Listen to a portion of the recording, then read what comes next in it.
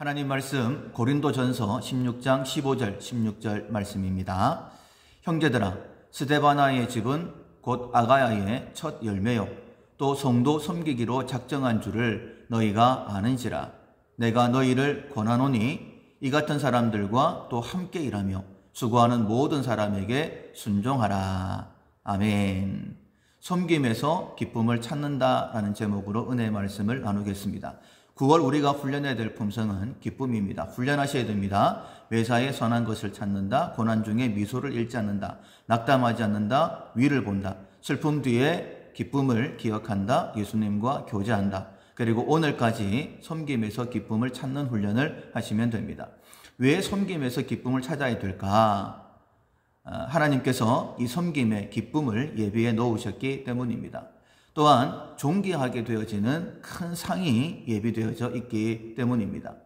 훈련을 위해서 기쁨을 준비해 놓으셨어요. 그 기쁨을 찾게 되어지면 섬김 자체가 기쁨이 되어집니다.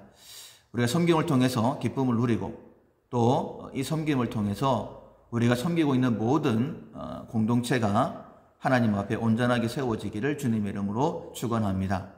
본문은 고린도 교회에 보내는 편지의 마지막 인사 부분입니다. 사도 바울은 편지의 마지막 부분에서는 항상 감사하고 싶은 동역자를 언급하고 있어요. 그렇다면 고린도 전서에서 가장 먼저 언급한 사람은 누굴까? 스데바나입니다. 스데바나, 그는 어떤 사람일까?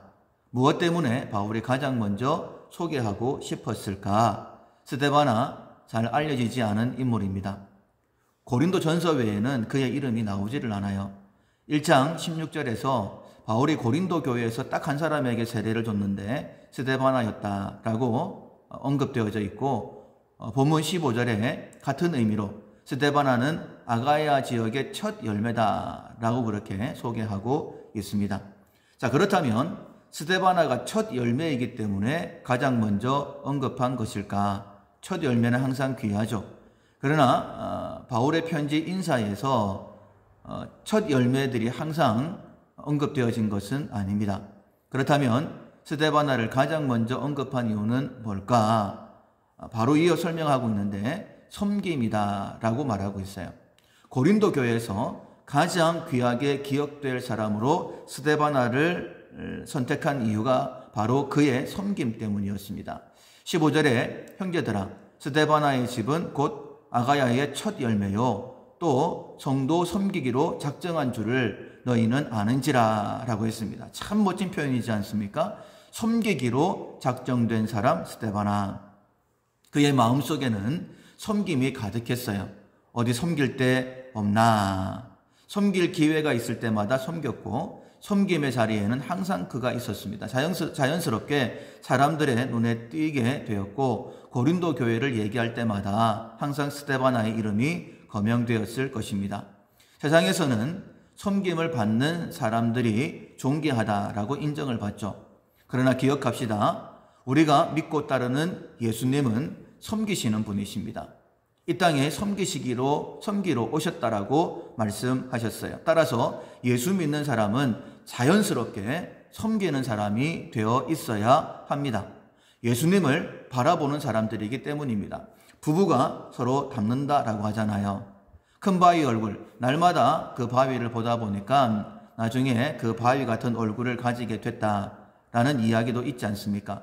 예수님을 바라보고 예수님을 따라가면 당연히 섬기는 자가 되어져 있어야 됩니다. 따라서 스데바나와 같이 먼저는 섬기기로 작정하셔야 됩니다. 나는 섬기는 자가 될 거야. 우리가 발을 디디고 있는 모든 곳이 사역지이지 않습니까? 가정이 내가 섬기는 곳이 되어야 되고, 직장이 내가 섬기는 곳이 되어야 되고, 교회가, 지역이 내가 섬기는 곳이 되어야 됩니다. 섬길 때에 기쁨을 누리게 해 주십니다. 그래서 기쁘게 섬기게 해 주시는 거예요. 섬기기로 작정할 때에 섬김의 기쁨이 나에게 충만하게 될 것입니다. 또한 하나님 나라에서 점점 귀하게 채워지게 된다라고 말씀하세요. 주님 앞에 설 때가 가까울수록 바울이 이렇게 고백했죠. 나를 위하여 의의 면류관이 예비되었다라고 고백했던 것처럼 동일한 기대감이 그 마음속에 가득할 것입니다. 그리고 주님 앞에 설 때에 잘하였도다 착하고 충성된 종아 네가 적은 일에 충성하였으니 내가 더 큰 것으로 네게 맡기리라 주인의 즐거움에 참여해라 라는 칭찬을 듣게 될 것입니다. 기쁨의 칭찬이 그리고 칭찬의 즐거움이 더해진다라고 말씀하고 있어요. 우리 교회에도 이처럼 잘 섬기시는 분들이 참 많이 있습니다. 일하는 곳, 섬기는 곳마다 꼭 눈에 보이시는 분들이죠. 돈이 생기는 게 아닌데 오히려 돈을 써야 되는데 얼마나 열심히 섬기시는지 아마 보통 사람들이 보면 이해가 안 될 거예요. 고개를 절레절레 흔들 수도 있습니다. 그러나 하나님은 다 보고 하나님은 다 알고 계십니다. 그리고 반드시 상을 주세요. 첫 번째로는 섬김의 기쁨을 누리게 하십니다. 두 번째로는 이 땅에서 존귀한 자로 세워주십니다. 더 귀한 것은 세 번째로 영원한 하늘나라에서 정말 귀한 자로 영원토록 하나님을 섬기게 된다라고 말씀하고 있어요. 제가 볼 때도 귀하게 보입니다. 여러분 보실 때도 동일하게 귀하게 보였을 거예요. 그런데 하물며 하나님의 눈에 얼마나 귀하게 보일까요? 분명 모든 것을 더해주시고 은혜를 채워주실 것입니다. 예수님을 본받아 교회를 섬기는데 하나님께서 내 삶에 필요한 모든 것들을 더해주신다라고 말씀하시죠. 마태복음 16장 33절에 먼저 그의 나라와 그의 의를 구하라. 그리하면 이 모든 것을 너희에게 더하시리라. 하나님이 섬김의 마음을 주셔서 주님의 마음으로 섬겼어요. 그러면 하나님께서 내가 돌아보지 못한 나의 모든 일들 가운데 모든 것을 더하신다라고 약속하시는 말씀입니다. 그러나 만일 우리의 삶이 섬김과 상관없다면 내 일에 바빠서 섬기는 자리에서 늘 떨어져 있다면 오히려 섬김을 받으려고만 한다면 예수님과 정반대의 길을 가는 거잖아요. 그런 사람에게 구원이 있을까요? 주님이 이렇게 말씀하십니다. 요한복음 12장 26절에 사람이 나를 섬기려면 나를 따르라. 나 있는 곳에 나를 섬기는 자도 거기 있으리니 사람이 나를 섬기면 내 아버지께서 그를 귀히 여기시리라. 자, 예수님을 따르는 것과 섬김을 같이 놓고 있습니다. 굉장히 반복해서 말씀하고 있는데 따름과 섬김은 같은 의미다라고 말씀하시는 거예요. 그리고 마태복음 20장 26절에 너희 중에 누구든지 크고자 하는 자는 너희를 섬기는 자가 되고 크기를 원하십니까? 그렇다면 섬기는 자가 되어야 된다라고 말씀하시죠. 조금 뒤에 마태복음 23장 11절에 보면 너희 중에 큰 자는 너희를 섬기는 자가 되어야 하리라 라고 말씀하세요. 큰 자도 섬기는 자가 되어야 됩니다. 크고자 하는 자도 섬기는 자가 되어야 되고 큰 자도 섬기는 자가 되어야 되고 따라서 주님 안에서 세움받는 사람들은 반드시 섬기는 자의 자리에 있어야 된다라고 말씀하고 있어요. 왜 섬기는 자를 이처럼 귀하게 세워주시는 걸까? 왜냐하면 교회가 세워지기 때문입니다. 15절 하반절에 내가 너희를 권하노니 이 같은 사람들과 또 함께 일하며 수고하는 모든 사람에게 순종하라 라고 말씀하고 있어요. 교회를 세우기 위해서 이 같은 사람들과 함께 일해라. 주 안에서 기쁨으로 섬기는 사람들과 함께 일해라. 그러면 교회가 세워진다라고 말씀하고 있어요. 하나님께서 동력할 수 있는 이런 일꾼들을 많이 세워주셨습니다. 기쁘게 주 안에 섬기는 자들을 보시고 그 사람들과 동력하십시오.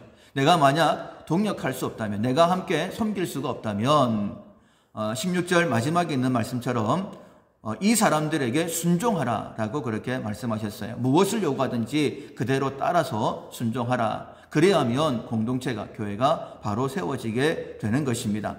사랑하는 성도 여러분, 훈련입니다. 섬김에서 기쁨을 찾는 훈련이에요. 지금은 훈련이 안 되어 있기 때문에 주 안에서 섬김이 무엇인지 잘 모릅니다. 그래서 오늘 본문의 스데바나처럼 섬기기로 먼저 작정해 봅시다. 그리고 주 안에서 섬기려고 할 때에 하나님이 예배해 놓으신 기쁨을 누리게 될 것입니다. 그 결과 섬김이 기쁨이 되어지는 놀라운 사람이 될 거예요.